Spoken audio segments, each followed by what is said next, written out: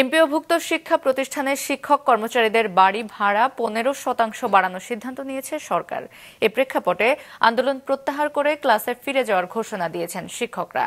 সচিবালয়ে আন্দোলনকারীদের একটি প্রতিনিধি দলের সঙ্গে বৈঠক শেষে বাড়ি ভাড়া বাড়ানোর ঘোষণা দেন শিক্ষা উপদেষ্টা। জানান, চলতি অর্থ বছরের বাজেটের সীমাবদ্ধতার কারণে বাড়ি ভাড়া 2 ধাপে 15% বাড়ানোর সিদ্ধান্ত হয়েছে। আগামী মাস থেকে মূল বেতনের 7.5%, বাকি অংশ বাড়বে আগামী অর্থ বছরের শুরুতে জুলাই থেকে। আন্দোলনকারী শিক্ষকদের প্রতিনিধিরা জানিয়েছেন, এমন সিদ্ধান্তে তারা সন্তুষ্ট। আগামীকাল থেকেই তারা শিক্ষা প্রতিষ্ঠানে ফিরে যাবেন।